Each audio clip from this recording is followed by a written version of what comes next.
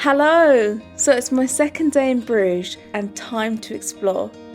Good morning. I feel a lot better today, which is good. It's a lovely sunny day in Bruges, which is a surprise because it was supposed to be pouring all day today, so bonus that it's not. So the first things first, I thought I would go and try and get myself some breakfast, but not just any breakfast, but something a bit more on the holiday/naughty side. And I'm going to have some chocolate, hopefully some waffles and some chocolate. I'm going to the old chocolate house in Bruges. I think they've got a chocolate shop and also a little cafe above, so hopefully I can get myself some nice hot chocolate and waffles. The Old Chocolate House is a family-run business that has been open since 1997. So it seems like a really nice chilled place in here. So the chocolate shop is actually next door, and then this tea room is adjacent to that. Ordered a waffle, grandmother's special waffle with hazelnut and chocolate, and I've also ordered a hot chocolate with salted caramel and dark chocolate mix. And the vibe in here is quite chilled, quite relaxed sort of atmosphere in here as well. Homely in a way, it's quite nice. And I love how when you come in there's like candles flickering, like artificial candles flickering. There's a big spiral staircase that goes up as well, but I don't know if that opens up at different times of the year or if this is the main bit of it, but it's very nice. I'm impressed so far. First to arrive was my deconstructed hot chocolate, which comes with chocolate and salted caramel, cream, dark chocolate and biscuit, which then needs to be mixed together by hand. So let's try and do this. We've got our whisk, so I'm just going to pick this up and in it goes. Just got to get involved. Such a cool idea. I don't know how I'm going to do this cream in an elegant manner, but never mind that. So we're just mixing it all up. May as well put this chocolate in as well, right? Yeah, this is dark chocolate. In it goes. Oh, it's all melty. So this is such a unique experience. I've never put together a hot chocolate and it's been presented such a nice way as well. And I feel like I'm going to butcher it, but let's see what we can do. And let's just drop this in here now. Just try it as it is. Oh my god, that is next level. Ignore my really dodgy presentation. That's why I don't have a job as a chocolatier, but I'm telling you something right now. It tastes phenomenal. You can taste the salted caramel coming through, the dark chocolate, and like a hint of hazelnut as well. I really should have whisked up the cream. Definitely would have made it even better. Right, next onto the waffle. This is Grandma's waffle and it looks so tasty. Let's tuck into this waffle. That is buttery. There's a nice flavour of vanilla coming through as well in there. And lovely hazelnut. Oh, really good. I'm going to try the waffle on its own. I'm just so overwhelmed, like a kid in a candy store. Like well, the waffle on its own is light and airy with a crispy exterior. It's really good. The thing that has all the super flavour is this chocolate spread, which I'm trying on its own. Yeah, that's a complex chocolate spread, like hazelnut, chocolate, vanilla almost combined. It's really tasty. It's like a diabetic nightmare, but really good. I'm going to be hyper, I'm like a demented pixie after this.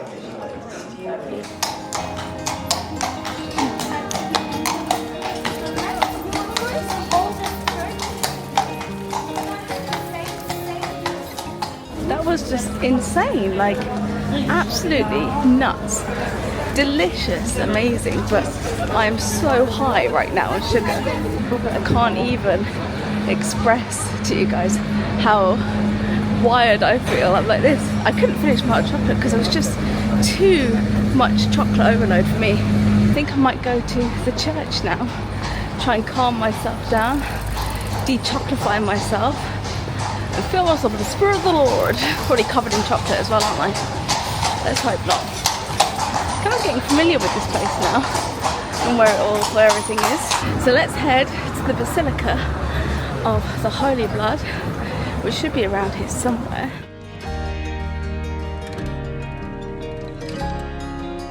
Quite crowded today, yeah. But it is a Friday. Friday again. Sunday. I walked along the streets of Bruges heading towards the Basilica of the Holy Blood, which was a 7-minute walk from the old chocolate house. How gorgeous is this riverside area? It's a very pretty area. There's like a bar just here actually. You can look at this sort of view, which is nice. There's actually boats you can get as well. For €15, you can go around this area on the boat. I think after my last boat adventure in Netherlands, I think I'll leave it. I think I fancy being on dry land now. That's one thing I love about Bruges, is how quaint it looks. It definitely feels like you've stepped back in time.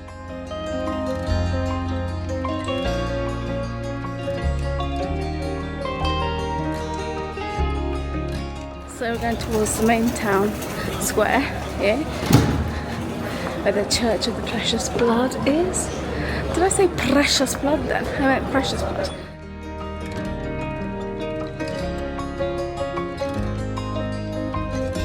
The Basilica of the Holy Blood was built between 1134 and 1157 and houses a relic containing the blood of Jesus.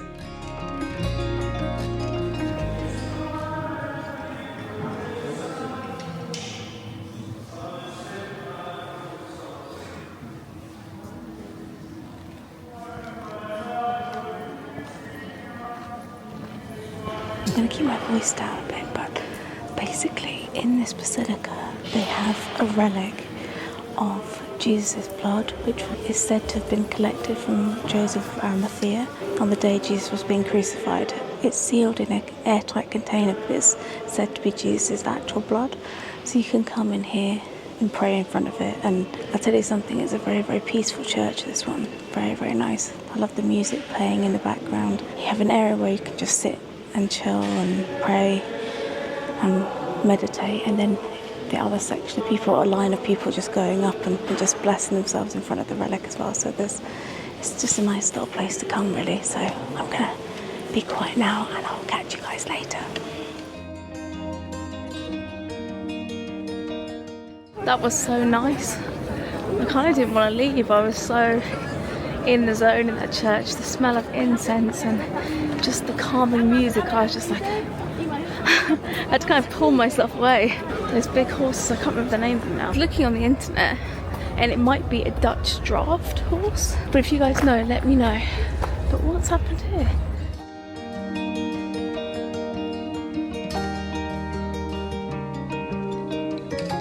It's so sad.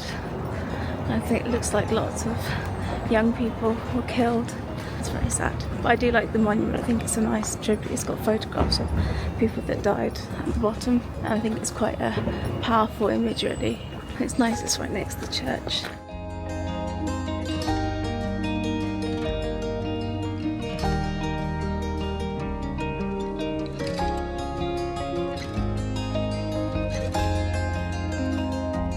I love Belfort Tower. It plays a few different songs on the bells, which is quite cute. That's what it was playing yesterday when I was up there, somewhere with a rainbow. Let's head back the way we came, and maybe I might be persuaded to do it on the boat.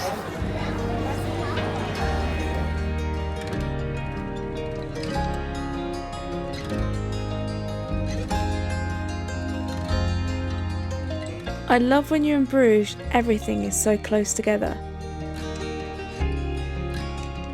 It was time to go on the boat and explore Bruges by water, but as soon as we all boarded we had to get off again, as it was having engine issues.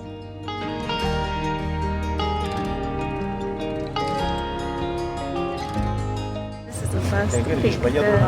They're just checking the oil or something, because the motor sounded a bit funny, so they got us all off the boat and we're just checking it over, so hopefully we can get underway soon. Right, all sorted, let's get on the water.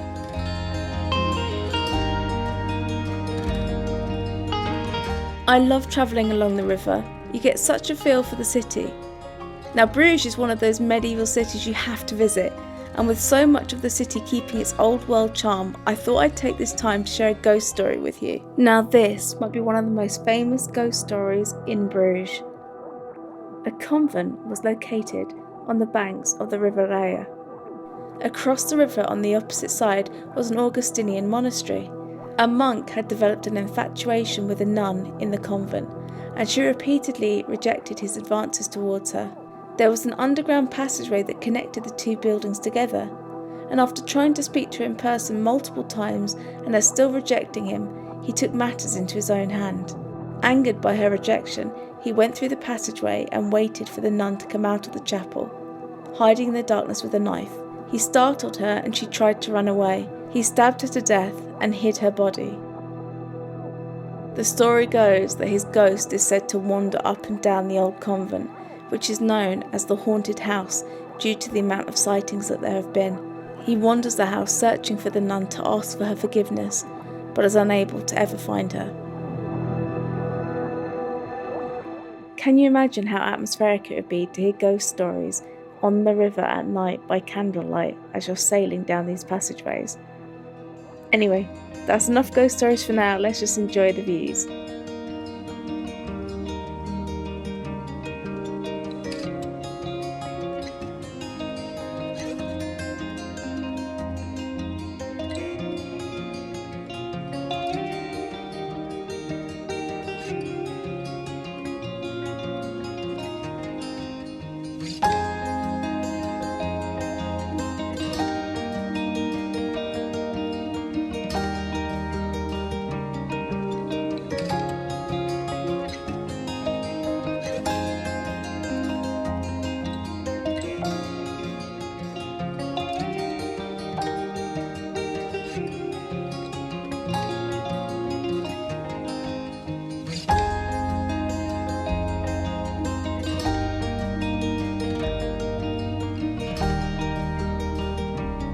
That was a cool boat tour.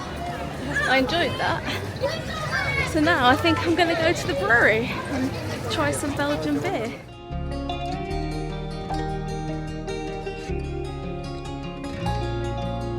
Looks like I found it. That was quite easy to find. There are quite a few breweries in Bruges, but I decided to check out this one called Begonia de Flanders.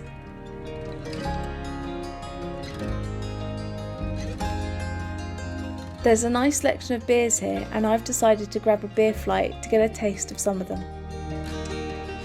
This is a nice little spot by the water, and I've got a little bit of shelter in case it decides to rain. The blonde beer.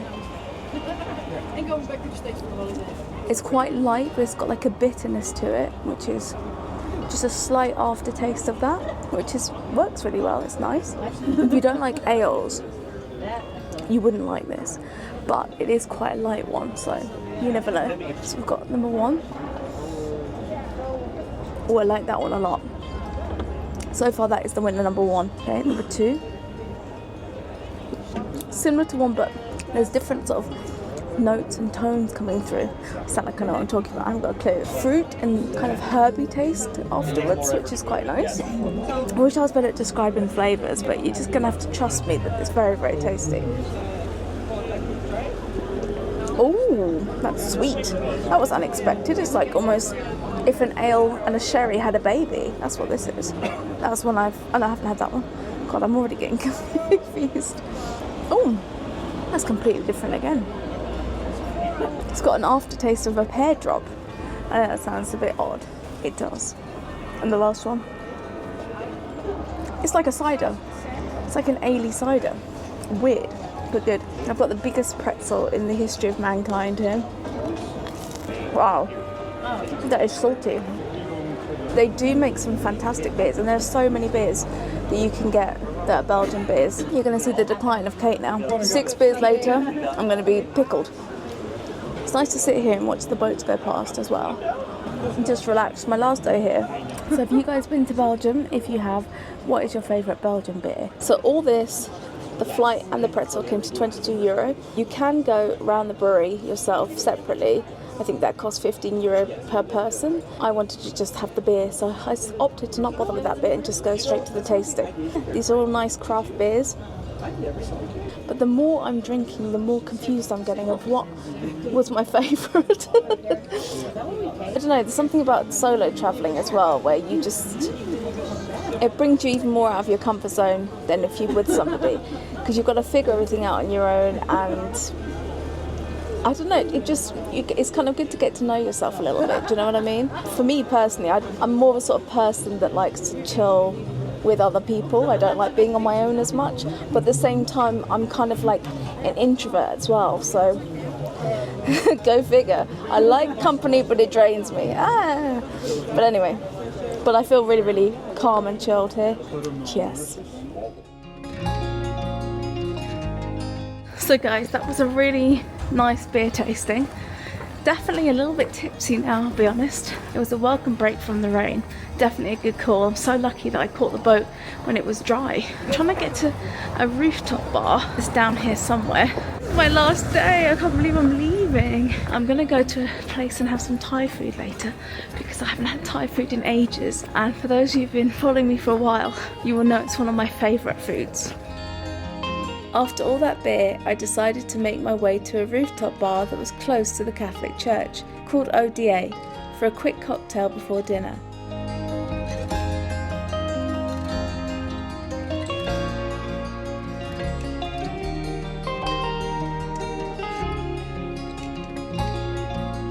This is a really nice sort of cocktail bar to relax my mind. I'm having this drink and it's got Bailey's colour in it, oh my god. It's like hazelnutty, it's creamy, the most perfect cocktail you could ever have. It's like a liquid dessert, it's fantastic. I'm gonna leave here and gonna have some Thai food. Hopefully my battery will last, but if not, I'll flip to the other camera. Love this place. Oh my god, I wasn't disappointed there. It was such a tasty cocktail, but I was getting hungry, so decided to check out a Thai place called Thai Zen. It was really nice and relaxed inside. I grabbed a nice Thai beer, spring rolls and a dish called pad prik tao, which was a spicy dish with tofu, bamboo, chilli and basil. The food was absolutely delicious and just what I needed. After my food, I headed back to my room, the end of another great day in Bruges. Next time, I travel nearly 5 hours on the train to Luxembourg, where my adventures continue, exploring some of the hidden treasures in this amazing city. So until next time guys, take care and I'll see you soon.